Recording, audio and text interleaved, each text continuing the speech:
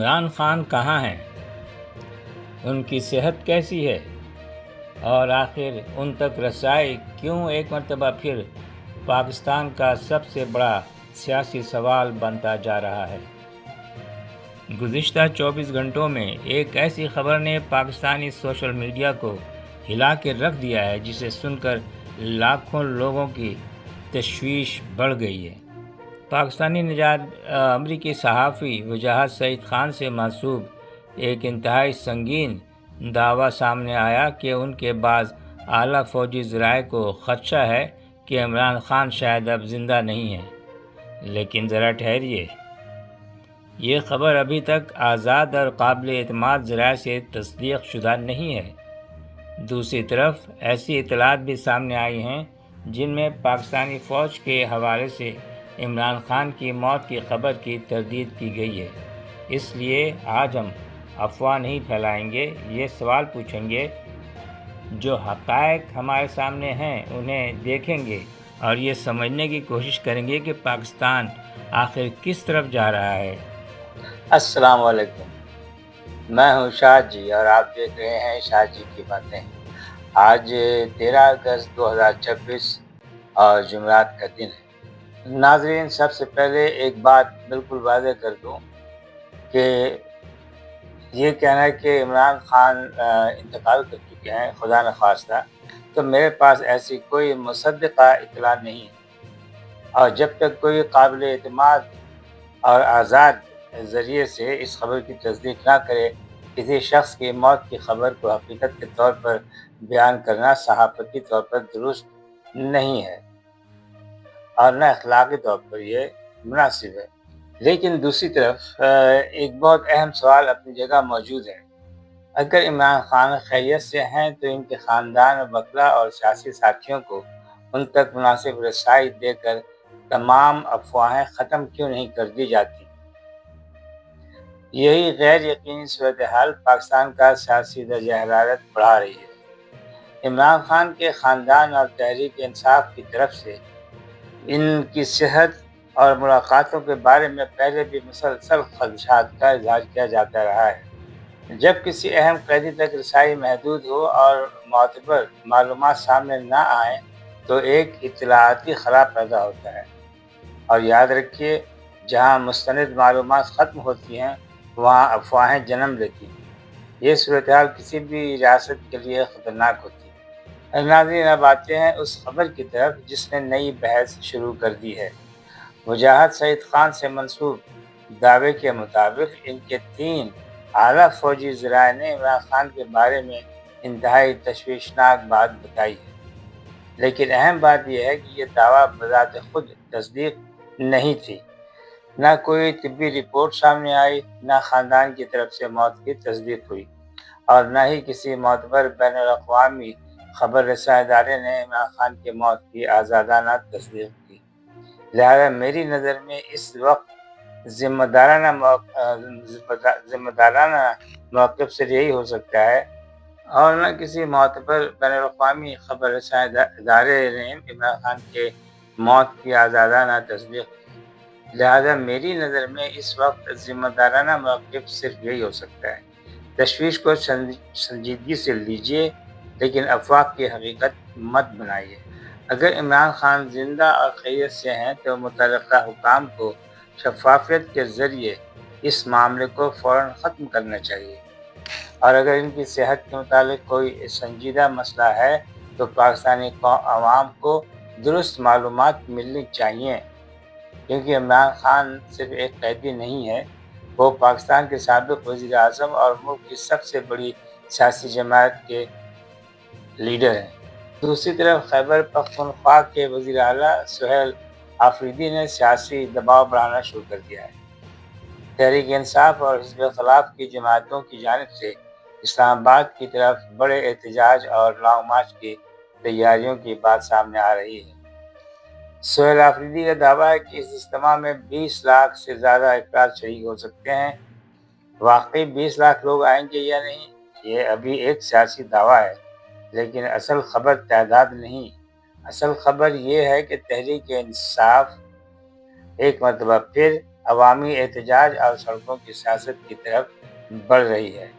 اور اگر عمران خان تک رسائی کا مسئلہ حل نہیں ہوتا تو یہ تحریک مزید شدت اختیار کر سکتی ہے۔ یہاں حکومت اور تحریک انصاف دونوں پر بڑی ذمہ داری عائد ہوتی ہے۔ احتجاج کرنا جمہوری حق ہے، لیکن احتجاج پرامن رہنا چاہیے، اور ریاست کی ذمہ داری بھی ہے کہ سیاسی اختلافات کو فوراً سیکورٹی تصادم میں تبدیل نہ کرے۔ پاکستان پہلے ہی سیاسی مہاجرائی کی بہت بھاری قیمت ادا کر چکا ہے۔ اس ملک کو ایک خونریز تصادم کی ضرورت نہیں۔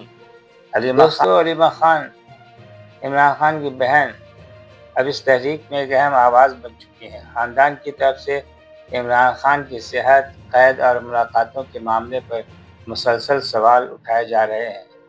یہ معاملہ صرف سیاست کا نہیں رہتا جب کسی قیدی کے خاندان کو اس کی حالت کے بارے میں مکمل اطمینان نہ ہو۔ یہاں میں ایک اصولی بات کہنا چاہوں گا کہ آپ عمران خان کے حامی ہوں یا مخالف، قیدی تک قانونی رسائی، اس کی صحت کی معلومات اور قانونی حقوق کسی ایک سیاسی جماعت کے حقوق نہیں ہیں۔ آج عمران خان ہے، کل کوئی اور ہو سکتا ہے۔ ادارے تب مضبوط ہوتے ہیں جب قوانین شخصیات کو دیکھ کر تبدیل نہ ہو۔ آئیے اب پاکستان سے باہر چلتے ہیں، کیونکہ دنیا میں بھی حالات کچھ کم گرم نہیں ہیں۔ ڈونلڈ ٹرمپ کو جان کا خطرہ ہے۔ امریکی صدر ڈونلڈ ٹرمپ کے بارے میں ایک غیر معمولی سیکورٹی واقعہ سامنے آیا ہے۔ اطلاعات کے مطابق ترکی میں نیٹو اجلاس سے واپسی کے موقع پر امریکی سیکورٹی اداروں کو ایک قابل اعتبار خطرے کی اطلاع ملی کہ صدر کے طیارے ایئر فورس ون کو کندھے سے داغے جانے والے میزائل سے نشانہ بنایا جا سکتا ہے۔ اس کے بعد ایک غیر معمولی خفیہ سیکورٹی کارروائی کی گئی۔ ٹرمپ کو خاموشی سے ایئر فورس ون سے نکال کر ایک دوسرے فوجی طیارے تک پہنچایا گیا، اور یہاں وہ بات یاد آتی ہے جو کسی فلم کی کہانی معلوم ہوتی ہے۔ ٹرمپ کے اپنے بیان کے مطابق انہیں ہوائی اڈے پر کھانا پہنچانے والے ایک بڑے کنٹینر کے ذریعے منتقل کیا گیا۔ دوسری طرف ایئر فورس ون کو بظاہر معمول کے مطابق روانہ کیا گیا، جبکہ صدر دوسرے طیارے سے نکل گئے۔ ذرا سوچئے، دنیا کے طاقتور ترین ملک کا صدر، دنیا کے محفوظ ترین طیاروں میں سے ایک، اور خطرہ اتنا سنجیدہ کہ پورا سفری منصوبہ خفیہ طور پر تبدیل کرنا پڑا۔ یہ واقعہ ہمیں بتاتا ہے کہ مشرق وسطیٰ کی موجودہ کشیدگی کے اثرات اب صرف میدان جنگ تک محدود نہیں رہے۔ ایران، امریکہ، اسرائیل اور ابنائے ہرمز، مشرق وسطیٰ میں کشیدگی بدستور انتہائی خطرناک سطح پر ہے۔ صدر ٹرمپ نے دعویٰ کیا ہے کہ امریکہ کو ابنائے ہرمز پر مکمل کنٹرول حاصل ہے۔ یہ کوئی معمولی راستہ نہیں ہے۔ دنیا کی توانائی اور تحصیل کا ایک بہت اہم حصہ اسی راستے سے گزرتا ہے۔ اس علاقے میں ایک معمولی فوجی غلطی بھی تیل کی قیمتوں، بحری تجارت، انشورنس اور عالمی معیشت کو تباہ کر سکتی ہے۔ ایک طرف ایران اور امریکہ کے درمیان سفارتی کوششوں کی بات ہوتی ہے تو دوسری طرف حملے، دھمکیاں اور فوجی دباؤ جاری ہے۔ یعنی ایک طرف مذاکرات، دوسری طرف طاقت کا استعمال، اور درمیان میں پوری دنیا کی معیشت۔ غزہ آزاد نہیں، انسان ہے۔ غزہ آزاد نہیں، انسان۔ اور ان تمام عالمی سیاسی حساب کتاب کے درمیان ہمیں غزہ کے عام انسانوں کو نہیں بھولنا چاہیے۔ جنگ جب نقشے پر دکھائی جاتی ہے تو ہمیں سرحدیں، میزائل اور فوجی پوزیشنیں نظر آتی ہیں، لیکن زمین پر جنگ کا مطلب کچھ اور ہوتا ہے۔ ایک ماں جس کا بچہ نہیں رہا، ایک بچہ جس کا گھر نہیں رہا، اور ایسے خاندان جنہیں یہ معلوم نہیں کہ اگلی رات کہاں گزاریں گے۔ میری ہمیشہ یہی رائے رہی، سلامتی ہر ملک کا حق ہے، لیکن بے گناہ انسانی جان کی حفاظت بھی عالمی برادری کی بنیادی ذمہ داری ہے۔ کوئی فلسطینی بچہ عالمی سیاست کے شطرنج کا مورا نہیں، اور کوئی اسرائیلی شہری بھی عالمی سیاست کی شطرنج کا مورا نہیں۔ انسانی جان ہے۔ یوکرین جنگ ابھی ختم نہیں ہوئی۔ یورپ میں روس اور یوکرین کی جنگ بھی جاری ہے۔ یوکرینی صدر ولادیمیر زیلنسکی کے مطابق یوکرینی افواج نے اس سال ایک کارروائی کے دوران تقریباً 745 مربع کلومیٹر علاقہ دوبارہ حاصل کر لیا ہے۔ بعض آزاد جائزوں میں بھی یوکرین کی کچھ پیش قدمی کی اطلاعات سامنے آئی ہیں، لیکن میدان جنگ سے آنے والے ہر دعوے کو ہمیشہ احتیاط سے دیکھنا چاہیے۔ اس وقت دنیا بیک وقت کئی خطرناک محاذ پر کھڑی ہے۔ آپ یوکرین لے لیں، مشرق وسطیٰ، ایران، اسرائیل اور امریکہ، اور جنوبی ایشیا میں پاکستان کی شدید سیاسی تقسیم۔ پاکستان کے لیے اصل خطرہ کیا ہے؟ میرے خیال میں پاکستان کا سب سے بڑا مسئلہ صرف یہ نہیں کہ عمران خان جیل میں ہے، اور نہ صرف یہ کہ حکومت اور تحریک انصاف ایک دوسرے کے سامنے کھڑے ہیں۔ اصل مسئلہ ہے اعتماد کا بحران۔